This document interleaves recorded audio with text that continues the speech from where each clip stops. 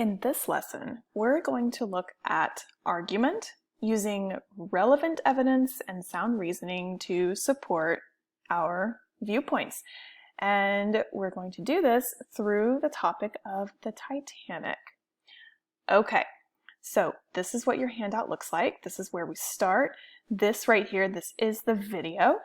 As of the time that I'm recording this, the QR code here and the address here are not accurate, but by the time you are actually watching this, these will be good to go. So you can either scan to see the videos, you can type in the addresses. That's where we begin. So first of all, we're going to actually do a quick review over tracing an argument. So let's go ahead and take a look at that. Tracing an argument through relevant evidence and sound reasoning. This means that we can't just use any random fact or any random piece of information, any random example to support what it is we're trying to get other people to know or to understand, what we're trying to persuade them to do. We have to make sure that what we're using as proof and as evidence is the absolute best, most solid evidence and proof that we can find. So let's dive into a quick review. You can see we only have a few things to go over here. So first of all, remember this. When we use the word argument, we're talking about being persuasive. We're talking about presenting our position in a way that is professional, a way that makes sense to others. And so nobody is actually arguing here. This is not an actual argument that you're having with your mom or your dad or your brother. This so-called argument is simply your position on a certain topic. It's just your point of view. Your argument is the point that you're trying to make. Okay? So it's different than how we normally think of an argument. We're not having an argument with anybody. Nobody is yelling at anybody. Nobody's arguing. It's just that your argument is your point of view on a particular topic. When we talk about a claim, this is a word we're going to use today. In fact, the article about the Titanic that you're going to read in a little bit uses the word claim all throughout because the author is talking about what other people claim is the reason that the Titanic sunk. So the claim is what you say is true. Now, it may or may not be really that accurate. We may need more information, but a claim is what you're saying is true. It doesn't mean it's true yet. Okay, so think about the claims in the examples here. The weather forecaster claims we may get snow. Well, that may or may not be true. We don't have all the information yet. Now, it doesn't mean that anybody is lying on purpose. It simply means we need more information. Or this example, she claims she didn't cheat on her test. Okay, maybe she didn't, right? Innocent until proven guilty. But it does mean that maybe there's some evidence. We just need more evidence, or we just need better evidence. And that's why we're talking about logical reasoning. We're talking about good, sound evidence and proof. My brother claims to know everything about planes. Okay, well, maybe he really does. But we need more evidence, we need more proof, we need better evidence and better proof to really see if that claim is a fact. Okay, so I've mentioned sound reasoning a few times. So sound reasoning comes from examples that are logical and fact-based. Let's look at an example and a non-example. The non-example is the bad example. The good example of sound reasoning is this. All spiders have 8 legs. Well, the black widow is a type of spider, so black widows must have 8 legs. And even though I've never personally seen one, I know it's true.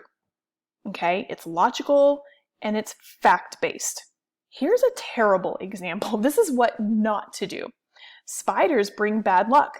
Every time I've gotten in trouble at home, it's because I've just happened to see a spider first. So spiders are evil and make bad things happen to me. Well, that sounds like a coincidence, but that does not mean it's sound reasoning. That is not good proof of anything right there. Let's talk about relevant evidence. If you're trying to persuade someone to see your point of view about something, you want to make sure that you don't talk about things that are irrelevant. Okay, let's look at the good example first. Buying me a brand new phone today is the best decision for our family because I miss messages and calls all the time since my data plan is too low. The new phones come with 60% more data, which means it's actually cheaper to just buy me a new phone than it would be to keep my old phone and upgrade my plan. That sounds logical, doesn't it? Let's look at the bad example. Here's the non-example. Buying me a brand new phone is exactly what I deserve. I work so hard. I do so many chores. I'm tired all the time. All my friends have new phones. They make fun of my old phone. And plus my new favorite color is purple. And they have these new purple phones available now. And that will match all my new clothes I just got. Is any of that relevant? No, it's not. It's not relevant. It doesn't matter what your friends have. It doesn't matter that a new phone is purple and purple is your favorite color. It doesn't matter that you work hard and that you do chores and that you're tired all the time. Nobody cares. It doesn't matter. But think about the good example. The new phones come with 60% more data, and it's actually cheaper to buy a new phone and get that additional data than it would be to keep my old phone and upgrade my plan. Okay, if I'm a parent, I'm on board. That makes sense.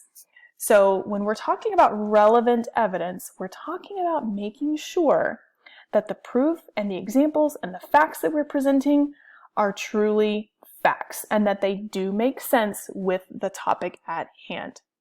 Okay, so that was our quick review on language and vocabulary that we're going to be using today as we trace an argument. Tracing an argument means we're looking for the best relevant evidence. We're looking for good, sound, logical reasoning. Items that are based in fact.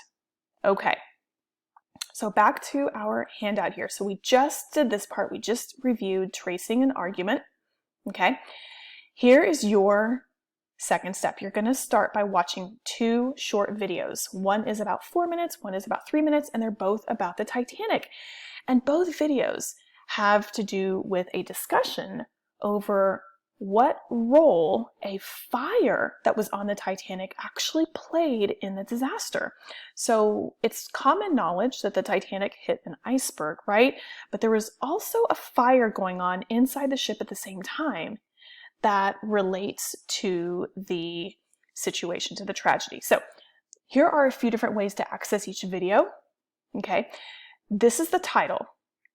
That's the title of the first video. You can type that into YouTube. You could also type in this short link. And if you have a separate device, you can also scan the QR code here to be taken to that video. So 3 different ways to do that. Okay. So check out these 2 videos.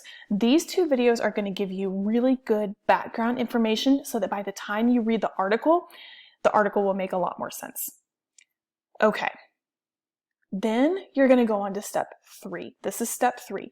You're going to read the online article titled "The Titanic was on fire for days before it sank." So you can type that title. You can type it into any search engine, into your search bar. You can scan the QR code here, or you can click the link. If you have a PDF copy of this and you're looking at it online, you could click the link. Or you can type this short link into your browser. So this is what the article looks like when it comes up. It's not a very long article. It looks like this. See, there's the title. Okay. And so in that article, the author is going to present information about what role the fire played in the sinking of the ship.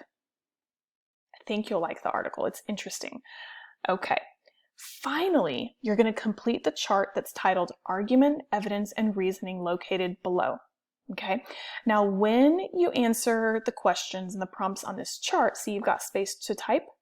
When you answer these questions, you're answering the questions based on the article.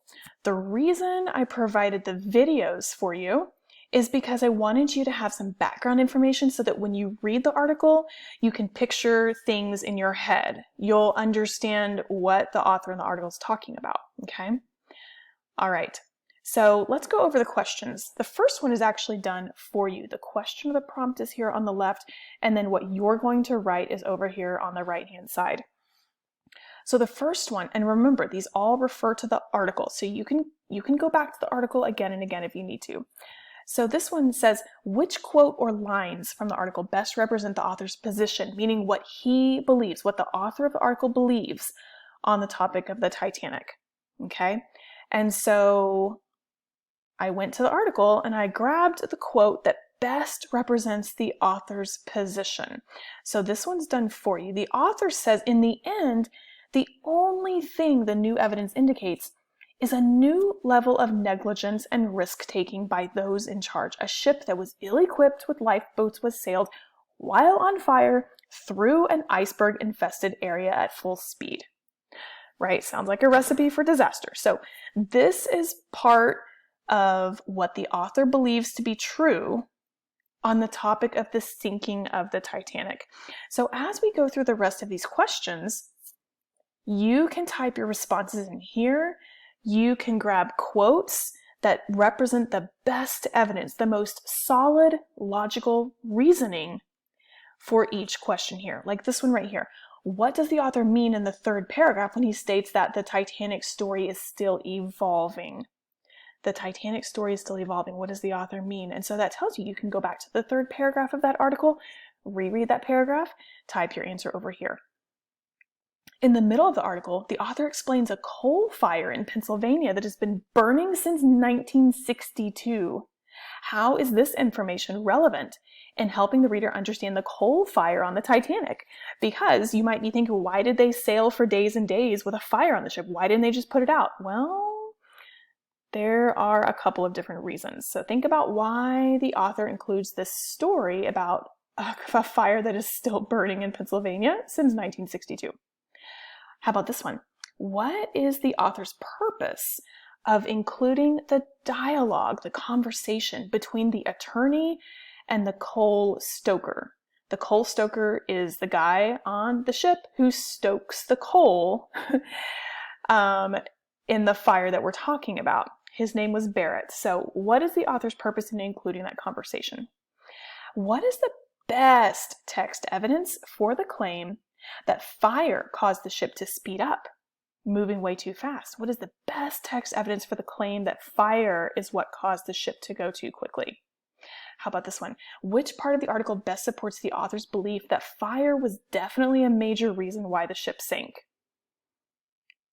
4 paragraphs from the bottom, the author presents a counterclaim. When he says others disagree with Maloney's conclusions, what does he mean? What is there to disagree with?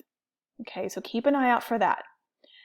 In fact, talking about Maloney, the author spends several paragraphs writing about what Sinan Maloney believes and what Maloney has researched. What does this tell the reader about the author's own thoughts? The author, these are the last 2 questions. The author concludes his article by stating that the only thing the new evidence indicates is a new level of negligence and risk-taking by those in charge. Do you agree with this statement, or do you think the author should have taken a stronger position about his topic? So, not really a right or wrong answer here. This really is something for you to think about. Okay, and the final question, reread the very last paragraph of the article where the author mentions a new level of anger and then says it's not hard to put yourself in the shoes of those victims. So here's the question. What do these comments tell the reader about the author's position on the topic of the sinking ship? And you cannot answer this question based off what was included here. You really do need to go back and reread that paragraph. These questions are written to where you have to go back and reread the article. So read the article first. It really is interesting to read it and to think about all the different factors that went into why the ship sunk and why we're still learning more and more today about the sinking of this ship. But yeah, then go back to the questions and then, go back to the article. Find the best information that you can find. Now, this is not mandatory, but if you want to really get into more on the Titanic, there are so many videos, articles, so many documentaries to explore online if you just can't stop thinking about it. So have some fun with it. If you come across other videos or other articles, if you start Googling, if you really get interested in it, then go for it, enjoy it, and think about where you're seeing the best text evidence. Think about where you're seeing the most logical information good, sound reasoning, logical evidence to support what authors are saying about the sinking of the Titanic. That's all for now.